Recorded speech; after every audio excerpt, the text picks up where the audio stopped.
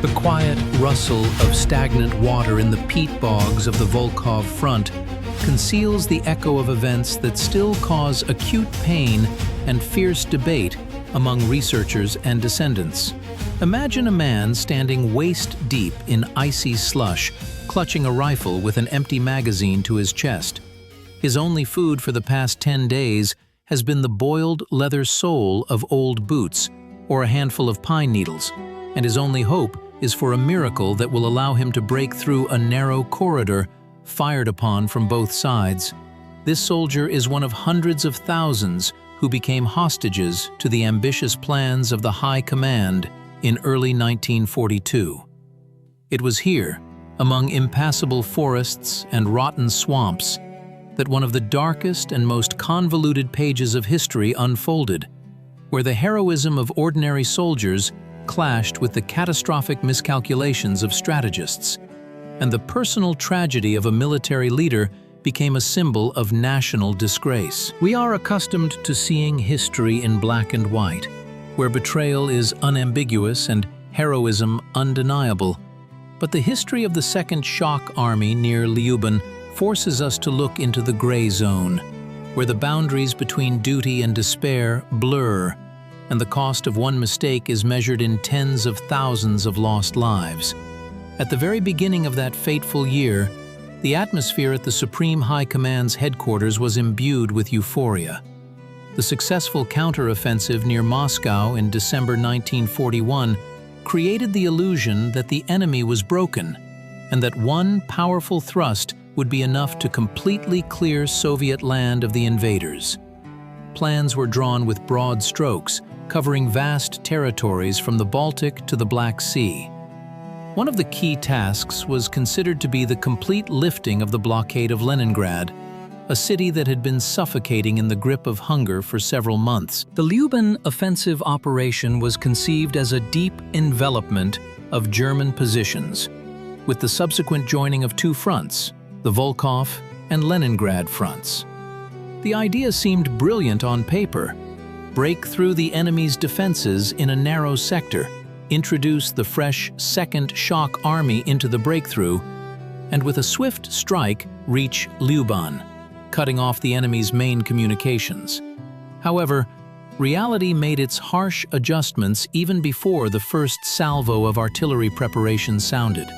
The Volkhov Front was an area absolutely unsuitable for large-scale maneuver operations. It was a land of endless swamps that did not freeze even in the harshest frosts due to the abundance of groundwater. Roads were practically non-existent, and the few clearings that were on the maps quickly turned into impassable mud under the wheels of heavy equipment. Nevertheless, the order to attack was given. On January 7, 1942, troops went on the offensive without a sufficient amount of ammunition, with a shortage of air support, and with many units practically lacking winter uniforms. The first attempt ended in failure, but Moscow demanded results. A regrouping of forces and a repeated assault at the end of January allowed a narrow breach to be made in the German defenses in the area of the village of Myasnoy Bor. Divisions of the Second Shock Army began to be drawn into this bottleneck, whose width in some places did not exceed 4 kilometers. This was the beginning of a path to nowhere, where every kilometer advanced deeper into enemy territory only increased the risk of falling into a deadly trap. The external conflict of this operation developed according to the classic scenario of a positional stalemate turning into a catastrophe of encirclement. Having broken through to a depth of 70 kilometers, the army found itself in a peculiar pocket. Its communications depended on a single road, laid through swamps, which was constantly shelled by German artillery. Supply became the main problem. While the German command quickly realized the danger and began to pull up reserves, Soviet troops continued to flounder, trying to take Lyuban with frontal attacks. Soldiers were forced to fight in conditions that are impossible to describe. Winter was replaced by spring thaw, and the swamps opened up. Trenches filled with water, and soldiers had to sleep on tree branches or on hastily built rafts. Every cartridge counted, and the daily ration was reduced to 50 grams of rusks per person. At the same time, orders for an offensive continued to arrive from the center. Nobody in Moscow wanted to hear that the army was exhausted and unable to move. The visible world of this war consisted of endless reports of insignificant progress and real mountains of shell casings that filled the flooded craters. Gradually, the outer ring around the army began to tighten. German General Georg von Küchler, commander of Army Group North, methodically prepared an operation to eliminate the breakthrough. On March 15, 1942, the enemy launched 2 counterattacks, finally cutting off that narrow bottleneck in the Myasnoye Bor area. The Second Shock Army found itself completely surrounded. From that moment, events took on the character of a protracted agony.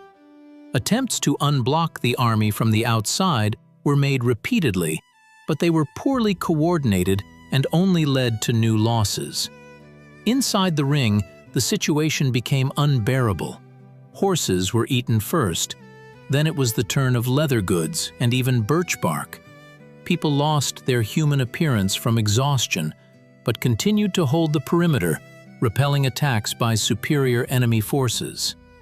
The iron will of some clashed with the complete indifference of others to the fate of tens of thousands of compatriots. Against this backdrop, the internal personal conflict of the key participants in the drama unfolded. In mid-April 1942, Lieutenant General Andrei Andreevich Vlasov was appointed army commander. At that time, he was considered one of the most talented and successful military leaders of the Red Army. His merits in the defense of Kiev, and especially in the Battle of Moscow, were marked by the highest state awards. He was Stalin's favorite, the savior of the capital, a man with an impeccable reputation. Taking command of an army that was already virtually doomed, Vlasov faced a dilemma that determined his future fate. On the one hand, he saw the devotion and suffering of his soldiers. On the other, he felt increasing pressure from the Stavka, which demanded the impossible. His letters and reports of that period are full of hidden despair. He understood that the army was being destroyed not only by the Germans, but also by the incompetence of the High Command, which refused to sanction a timely retreat. Vlasov's personal choice remains a subject of debate to this day. What did a man feel who saw his soldiers rotting alive in the swamps while generals in Moscow dined in well-lit offices? Was his defection to the enemy a result of deep disillusionment with the system he defended? Or was it an act of elementary cowardice, a desire to save his own life at any cost? The general's inner dialogue during those terrible weeks of encirclement remains a secret, hidden in the dense fogs of the Volkhov forests. His subordinates remembered him as a withdrawn, depressed man, but still trying to maintain some semblance of order. However, when the critical moment of ultimate defeat arrived at the end of June 1942, Vlasov made a decision that forever erased him from the list of heroes. He did not choose a last stand, did not follow the example of many of his officers who took their own lives rather than surrender. He hid in the forests with the cook Voronova until he was discovered by local residents and handed over to the Germans in the village of Tukhoveji. The ideological and philosophical conflict of this tragedy is rooted in the very structure of the totalitarian systems of that time. Two concepts of treating man as a resource clashed. For Stalin, the Second Shock Army was merely a pawn on a vast chessboard, which could be sacrificed for a fleeting chance of success. The principle of "at any cost" became dominant, suppressing common sense and elementary humanity. It was a conflict between the abstract idea of state power and the concrete value of human life. The paradox was that the soldiers, who felt abandoned and betrayed by their command, continued to show miracles of resilience, defending the very land that became a mass grave for them. They fought not for Stavka's orders but for each other, for that inner truth that is above political slogans. At the same time, the ideological confrontation also manifested itself in the very essence of the Vlasov movement, which originated in prisoner of war camps. Vlasov tried to present his act as a political gesture, as an attempt to create a third force fighting against Bolshevism for the interests of the people. But this argument is shattered by reality. It is impossible to build a free country relying on the bayonets of an aggressor who plans to destroy or enslave your people. The clash of ideas here reaches its climax: betrayal for salvation versus loyalty despite destruction. The Second Shock Army became a mirror reflecting all the contradictions of the era. Some saw in its demise proof of the inhumanity of the regime. Others, an example of supreme self-sacrifice, and still others, a pretext for political manipulation. But at the center of it all remained the emptiness and silence of the Volkhov swamps, where ideas lost their meaning in the face of eternal peace. The transformation of the perception of events near Lyuban occurred when the scale of the disaster became impossible to conceal even behind the most severe censorship barriers. At the end of May 1942, Stavka finally authorized the army's withdrawal, but it was already too late. The breakthrough corridor was only a few hundred meters wide. This place would later be called the Valley of Death. Here, a fundamental change occurred in the consciousness of thousands of people. Soldiers who had believed in help until the very end realized that they were on their own. It was a bitter revelation that turned the army into an elemental force striving for salvation. The stream of people trying to break through the narrow, shot-through passage turned into bloody chaos. People walked directly over the bodies of their fallen comrades because there was simply no other way. In this horror, hierarchy disappeared, ranks were erased, and only the instinctive striving for light beyond the encirclement remained. The climax arrived on the 24th and 25th of June, 1942. These were the last hours of the Second Shock Army's existence as an organized unit. German troops launched a massive assault, aiming to finally eliminate the pocket. The roar of thousands of cannons mingled with shouts and the sounds of explosions. In the area of Myasnoy Bor, the earth literally boiled. Those who managed to break through the barrage fire emerged on the Soviet side in a state of profound psychological shock. They resembled ghosts, skin and bone skeletons in rags, with eyes in which the horror of what they had endured was frozen.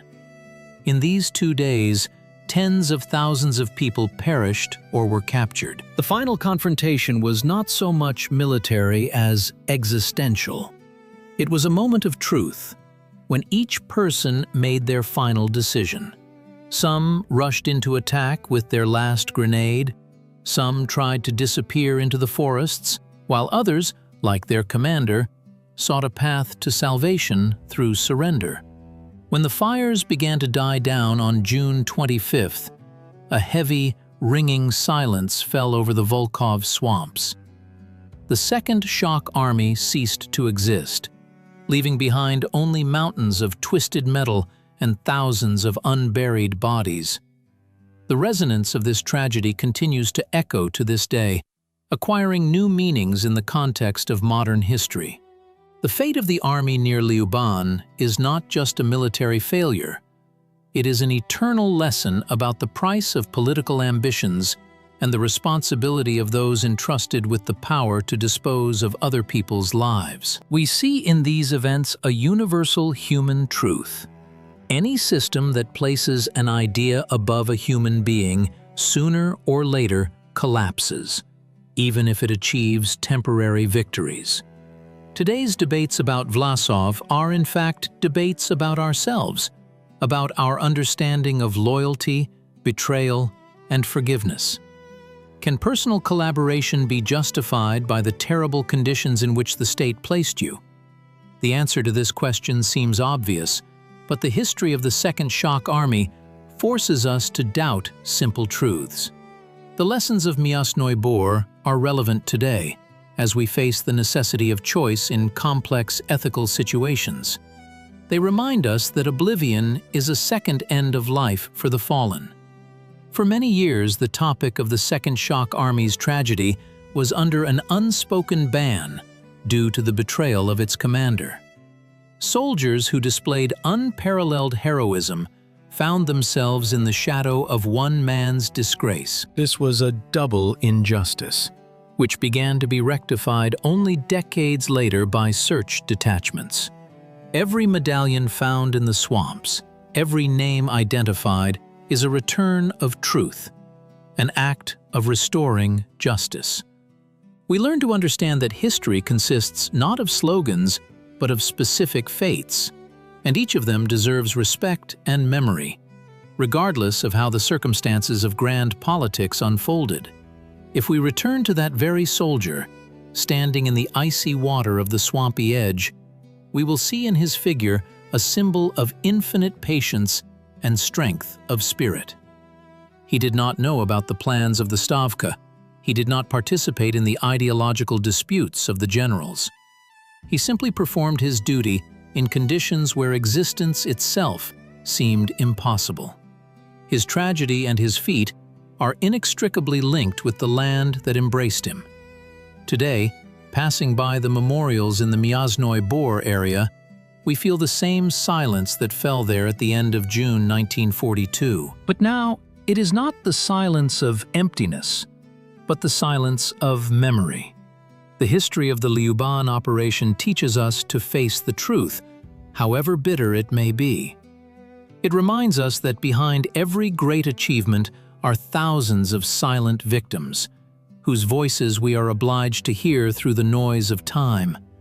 Concluding this narrative, it is crucial to recognize that the general's betrayal cannot negate the self-sacrifice of his army. Vlasov faded into oblivion, leaving behind a name that became a byword, while his soldiers remain in our memory as true defenders who, to the very end, maintained loyalty to their land, even as the land itself was slipping from under their feet. The tragedy at Lyuban is a call to future generations to be vigilant against those who promise easy victories at the cost of others' lives. It is a reminder that the true greatness of a people is manifested not in triumphal marches, but in the ability to remember and honor every one of its sons, especially those who rest in nameless graves amidst the endless Volkhov marshes. The cycle of history closes at this point. From the hook of uncertainty and fear, we arrive at a profound awareness of responsibility for our common past.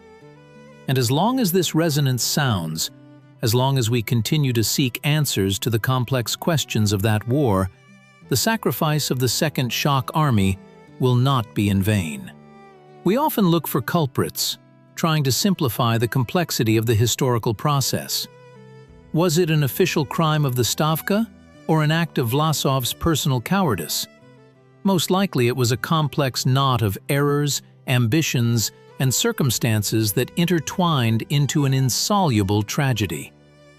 The main lesson is that in extreme conditions, the true essence of a person is revealed. The general chose survival through betrayal, while thousands of his soldiers chose loyalty through death. This is the fundamental difference between political calculation and human conscience. History has put everything in its place, preserving for us the names of heroes and branding the names of traitors. But the scars on the body of the earth in the Myasnoye Bor region will long remind us how dearly humanity pays for forgetting simple truths about the value of each individual. Gazing at photographs of that time, we see the emaciated faces of people who went through hell on earth. Their eyes look at us from the past with a silent question. Do you remember us?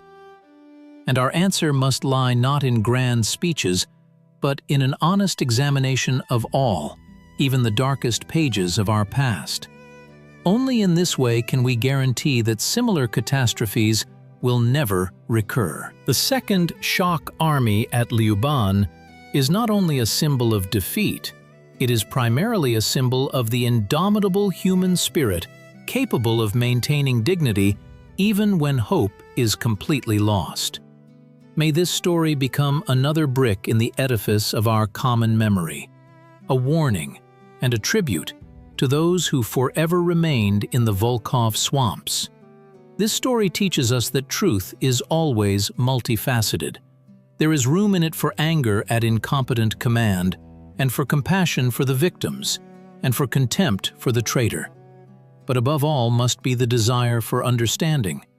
Understanding how easy it is to slide into an abyss if one's bearings are lost, and how important it is to have an inner compass that will not allow one to lose humanity in the most inhumane conditions. The Volkhov Front, with its swamps and forests, remains an eternal monument to this struggle, the struggle for the right to remain human to the very end. And in this silence, where cannons once roared, today only the quiet voice of history is heard, urging us not to forget, not to judge hastily, and to value peace bought at such an exorbitant price. Every time we return to the events of 1942, we discover new details that make the heart clench. But with this pain comes clarity. We begin to see the connection of times and realize our involvement in the fate of every soldier of that forgotten army. Their path from Myasnoy Bor to eternity is our common path to truth.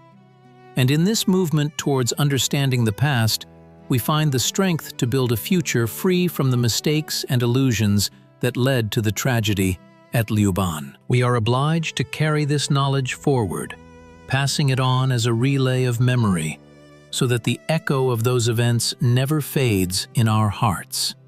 Concluding this overview, we once again see that very picture: gray twilight over the swamp, the lonely figure of a soldier, and the endless horizon behind which hope is hidden. This scene is not just an artistic image, it is the reality of thousands of people whose lives ended here. But their spirit continues to live in our memory, reminding us that true heroism is not always crowned with victory. Sometimes, heroism is simply the ability to remain oneself when the whole world is collapsing around you. And in this sense, the Second Shock Army achieved its greatest victory, a victory over oblivion and dishonor, which we today affirm with our attention and respect for their tragic and heroic fate.